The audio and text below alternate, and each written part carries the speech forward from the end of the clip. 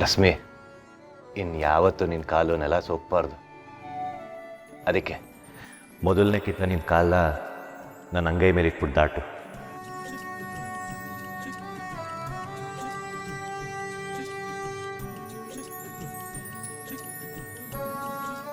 ಅಯ್ಯೋ ರೀ, ನನ್ನ ಪಾದ ಏನಾರು ನಿಮ್ಮ ಅಂಗೈ ಮೇಲಿಟ್ರೆ ನಿಮ್ಮ ಅಂಗೈ ಅಪ್ಪಚ್ಚಿ ಆಗೋಗತ್ತಷ್ಟೇ. ಏನೂ ಆಗಲ್ಲ.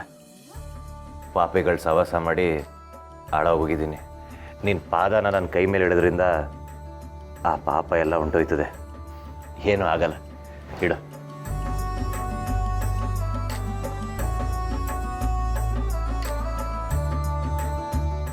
ರಶ್ಮಿ, ಆಟೋನ್ ಕೇಳ್ಕೊತಾನೆ, ಕಾಲಿಡವ.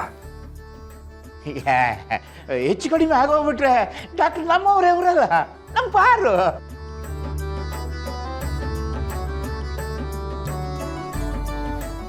ನನ್ನ ಗಂಡಂಗೆ ಏನೂ ಆಗಲ್ಲ ಅಂದ್ಕೊಂಡೆ ಕಾಲಿಡ್ತೀನಿ.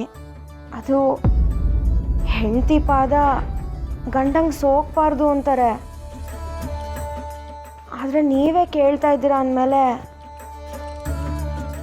ನಿಮ್ಮ ಕೈ ಮೇಲೆ ನನ್ನ ಪಾದ ಇಡ್ತೀನಿ. ಮಕ್ಕಳವ್ವ, ಕ್ಷಮಿಸ್ಬಿಡವ್ವ. ರೀ, ಕ್ಷಮಿಸ್ಬಿಡಿ.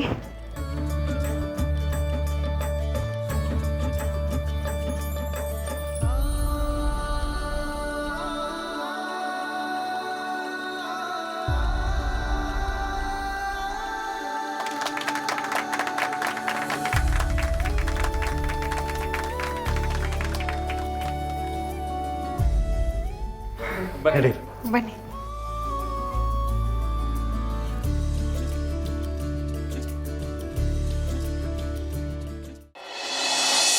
ನನ್ನ ಸೊಸೆ ಮನೆ ಸೇರಾಯಿತು.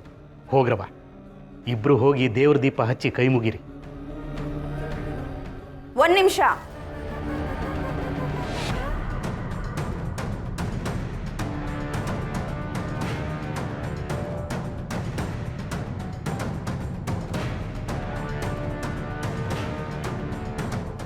ನಂದೊಂದು ಮಾತೈತೆ.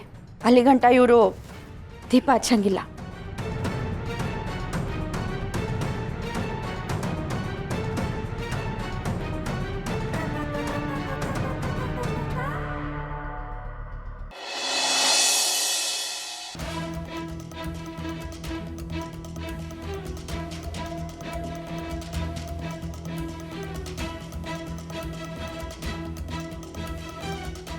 ಆಂಟಿ, ಏನು ವಿಷಯ? ಏಯ್ ಲೀಲಾ, ಬಾಯಿ ಬಿಟ್ಟು ಮಾತಾಡು. ಯಾಕೆ ಹಿಂಗೆ ಆಡ್ತಾ ಇದೆಯಾ? ಮಗ ಸೊಸೆ ಒಂದಾಗಿದ್ದಾರೆ ಅನ್ನೋದು ಬಿಟ್ಟರೆ ಬೇರೆ ಏನಿದೆ? ನಿಮ್ಮೆಲ್ರಿಗೂ ಇವರಿಬ್ಬರು ಒಂದಾಗಿರೋ ವಿಷಯಕ್ಕೆ ಖುಷಿ ಆಗಿರ್ಬೋದು, ಆದರೆ ನನಗೆ ಖುಷಿ ಆಗೋದು ಯಾರನೇ ವಿಷಯಕ್ಕೆ. ಲೀಲಾ, ಅದೇನು ಅಂತ ಹೇಳು. ಒಂದು ಹೆಣ್ಣಿನ ಜೀವನದಲ್ಲಿ ಅದೆಷ್ಟೇ ಆಸ್ತಿ, ಅಂತಸ್ತು, ಸಂಪತ್ತು, ಆರೋಗ್ಯ ಇದ್ರೂ ಮುತ್ತೈದೆ ಭಾಗ್ಯ ತಂದ್ಕೊಡೋದು ಗಂಡ ಅಂತ ನಂಬಿರೋಳು ನಾನು.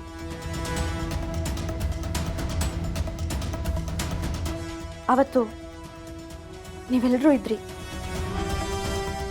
ನನ್ನ ಮಗ ಅನ್ನಿಸ್ಕೊಂಡಿರೋನು ಅವ್ರ ಅಪ್ಪಂಗೆ ಅವಮಾನ ಆಗೋ ಥರ ಮಾತಾಡಿ ಅವ್ರ ತವನೇ ಶತ್ರುಗಿಂತ ಕೀಳಾಗಿ ನಡ್ಕೊಂಡು ಅವ್ರ ಮೇಲೆ ಕೈ ಮಾಡಕ್ಕೆ ಹೋಗಿದ್ದ.